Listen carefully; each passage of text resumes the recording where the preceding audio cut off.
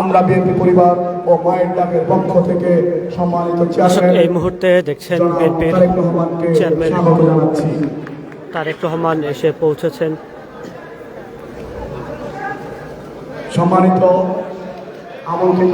গুম খুন নির্যাতিত পরিবারের কথা শুনতে এই মুহূর্তে আমরা বিএনপি পরিবারের আয়োজিত যে সেমিনার সেখানে এসে পৌঁছেছেন বিএনপির চেয়ারম্যান তারেক রহমান।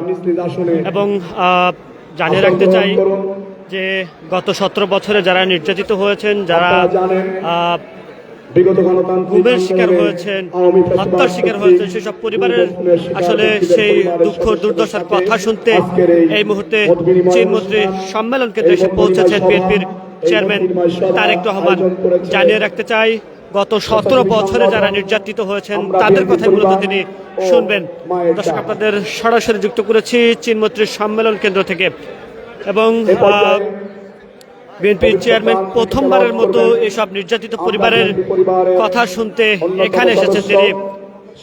জানিয়ে রাখতে চাই যে তিনি যখন 25 তারিখে এসেছিলেন এবং সে আসার পরে মূলত আজকে এই গুম খুন পরিবারের সাথে যারা নির্যাতিত হয়েছে 17 বছরে তাদের সাথে আসলে তিনি এই মতবিনিময়টি করছেন।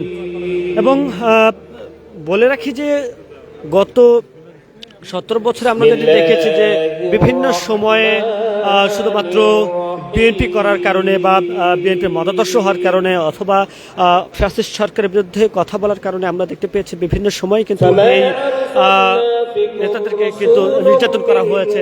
এবং এই মুহূর্তে কিন্তু আপনাদের সরাসরি যুক্ত করেছি চীনমন্ত্রীর সম্মেলন কেন্দ্র থেকে।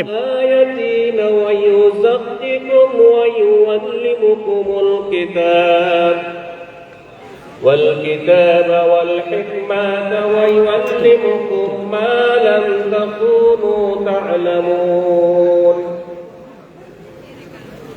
فاذكروني يذكركم واشكروني ولا تكفرون يا أيها الذين آمنوا استعينوا بالصبر والصلاة إن الله مع الصابرين ولا تقولوا لمن يقتل في سبيل الله أموات। আমরা বিএনপি পরিবার ও মায়ের ডাকের আয়োজনে এই মতবিনিময় সভাটি অনুষ্ঠিত হচ্ছে। ولنبلونكم بشيء من الخوف والجوع ونفس من الأموال وأنفس والثمرات وبشر الصابرين الذين إذا أصابتهم مصيبة قالوا إنا لله وإنا إليه راجعون أولئك عليهم صلوات من ربهم ورحمة وأولئك هم المهتدون صدق الله العظيم صلى الله عليه وسلم। বিগত ফ্যাসিস্ট সরকারের আমলে যারা সরকারের বিরুদ্ধে কথা বলেছেন, যারা বিএনপির মতাদর্শে ছিলেন, তাদেরকে নানাভাবে নির্যাতন করা হয়েছে।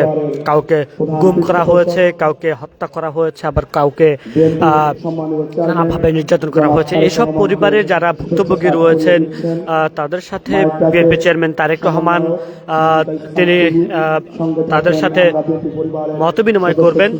এবং এই মতবিনিময়ে যারা আয়োজন করেছেন তারা হলেন আমরা বিএনপি পরিবার এবং মায়ের ডাক। এবং এখানে আমরা দেখতে পাচ্ছি যে শুভেচ্ছা কার্ড পরিয়ে দিচ্ছেন আমরা বিএনপি পরিবারের ও মায়ের ডাকের পক্ষ থেকে। এই মুহূর্তে মায়ের ডাকের যে সংগঠন, সেই সংগঠনের সভাপতি তিনি কিন্তু এই মুহূর্তে চেয়ারম্যানের গলায় যে শুভেচ্ছা কার্ড, সেই কার্ডটি কিন্তু তুলে দিলেন। উপস্থিত সবাইকে আমার সালাম ও শুভেচ্ছা।